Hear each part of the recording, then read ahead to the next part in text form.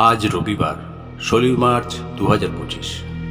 আজ থেকে একমাত্র আমাদের ইউটিউব চ্যানেলে শুরু হচ্ছে লেখক দীপক চন্দ্রের কলমে সৃষ্ট মেধো ডাকাতের গল্প সমগ্র অবলম্বনে গ্রাম বাংলার মেধো ডাকাতের গল্প। প্রতি রবিবার শুনতে পাবেন মেধো ডাকাতের বিভিন্ন গল্প। আজকের গল্প জঙ্গলের রক্তচিহ্ন। বাংলার ইতিহাস শুধু রাজা জমিদার আর ব্রিটিশ শাসকদের নয়, বরং তাদের অন্যায়ের বিরুদ্ধে দাঁড়ানো একদল দুর্ধর্ষ মানুষেরও। যখন গরিব কৃষকের মুখে অন্ন ছিল না, যখন জমিদারের অত্যাচারে গ্রামবাসীরা নিঃস্ব হতো, তখনই জন্ম নিত এমন কিছু মানুষ যারা আইনের চোখে ডাকাত, কিন্তু সাধারণ মানুষের কাছে নায়ক। এই গল্প সেরকমই এক কিংবদন্তির, যার নাম ছিল মেধো ডাকাত। নদিয়ার গভীর জঙ্গলে তার রাজত্ব। জমিদার আর মহাজনদের জন্য আতঙ্কের নাম, আর গরিব মানুষের জন্য এক আশার আলো। কিন্তু তার কাহিনী কি কেবলই ডাকাতির, নাকি তার অস্তিত্বের পিছনে লুকিয়ে আছে প্রতিশোধ, ন্যায় আর বেঁচে থাকার লড়াই? এই গল্প সেই মেধো ডাকাতের, যার বাঁশির সুর শুনলেই বোঝা যেত অন্যায়ের বিচার হতে চলেছে। নদিয়ার দুর্গম বনাঞ্চল, রাতের অন্ধকারে যখন চারপাশ নিস্তব্ধ, তখন জঙ্গলের মাঝে বাজে এক অদ্ভুত বাঁশির সুর। যে এই সুর শুনেছে সে জানে মেধো ডাকাত এসেছে। কিন্তু এই মেধো ছিল অন্য ডাকাতদের মতো নয়। সাধারণ মানুষ তাকে ভয় পেত না, বরং আশ্রয় চাইত। কারণ সে কখনো গরিবের ক্ষতি করত না, বরং অত্যাচারী জমিদার, সুদখোর মহাজন আর দুর্নীতিবাদ কর্মচারীদের সম্পদ লুট করে গরিবদের মাঝে বিলিয়ে দিত। তার নাম ছিল একদিকে আতঙ্ক, আর অন্যদিকে এক রহস্যময় রক্ষাকর্তা। গোপালনগর অঞ্চলের সবচেয়ে ক্ষমতাশালী জমিদার ছিল বসন্ত রায়। তার হাত ছিল নীলকর সাহেবদের হাতের পুতুলের মতো শক্তিশালী। কৃষকদের মাথার ঘাম পায়ে ফেলে ফসল ফলাতে হতো, কিন্তু তার পাওনাদারের দল এসে সেসব কেড়ে নিয়ে যেত। ঋণ খেলাপির নামে অনেককেই রাতের অন্ধকারে নিখোঁজ করে দেওয়া হতো, কেবল বসন্ত রায়ের আদেশে। গ্রামের দরিদ্র বিধবা কমলা দেবীর স্বামী ছিল একজন দরিদ্র কৃষক। বছর দুয়েক আগে মহাজনের ঋণের দায়ে সে আত্মহত্যা করেছিল।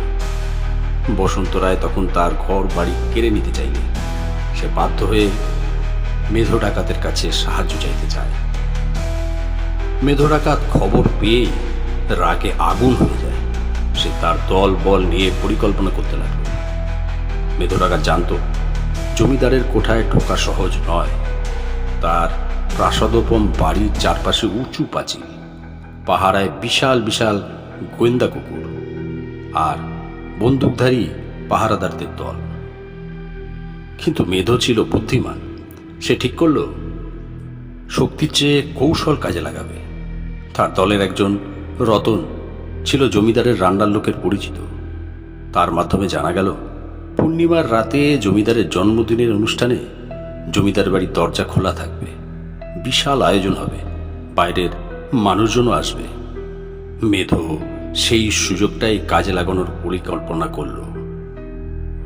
সেই রাতে জমিদার বাড়িতে জাঁকজমকের অন্ত ছিল না। বসন্ত রায় তার দাদন ব্যবসার বন্ধুদের নিয়ে মহাপ্রসাদ খাওয়ায় ব্যস্ত। বাইরে নর্তকীরা নাচছিল, দাসদাসীরা ব্যস্ত ছিল অতিথিদের সেবা করতে। ঠিক তখনই মেঘের আড়াল থেকে চাঁদের আলো উজ্জ্বল হয়ে উঠল।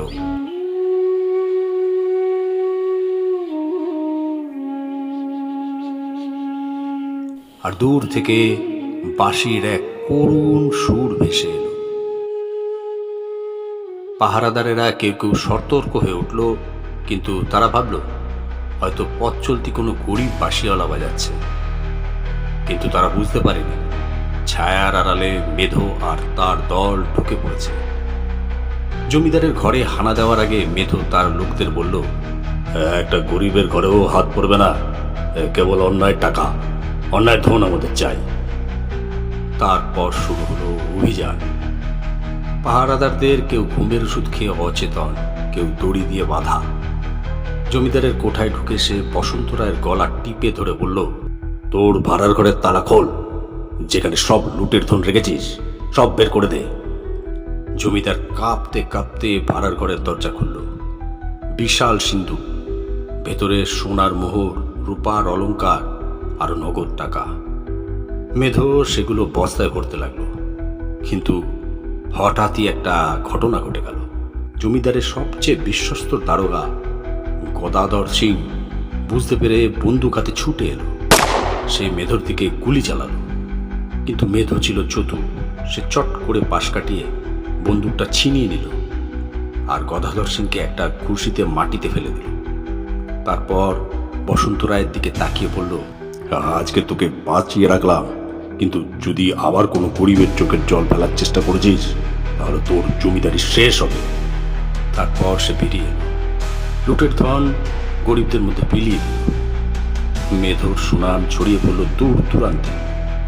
গ্রামের মানুষ তাকে নায়ক হিসেবে দেখত, কিন্তু ব্রিটিশ পুলিশ আর জমিদারের দলবল হাত গুটিয়ে বসেছিল না। কয়েক মাস পর এক বিশ্বাসঘাতকের সাহায্যে পুলিশ মেধোকে ধরে ফেলল। তার বিচার হল ফাঁসি। মেধো হাসি মুখে ফাঁসির মঞ্চে উঠল। শেষ কথায় শুধু বলল, আমি বললেও অন্যায়ের বিরুদ্ধে কেউ না কেউ রুখে দাঁড়াবে।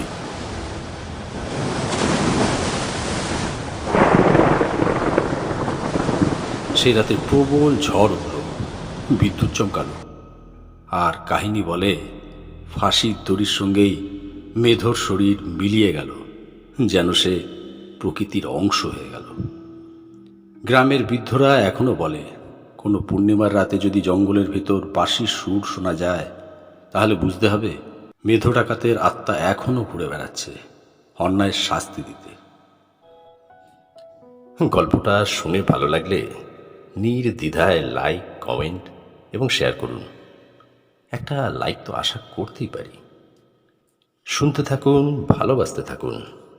নিয়মিত নতুন নতুন গল্প শুনতে আমাদের YouTube channel one day suspense আজই সাবস্ক্রাইব করুন।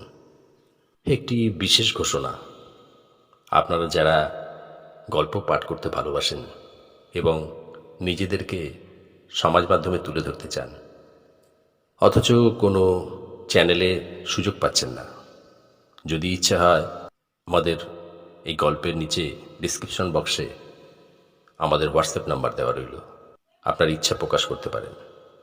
ধন্যবাদ।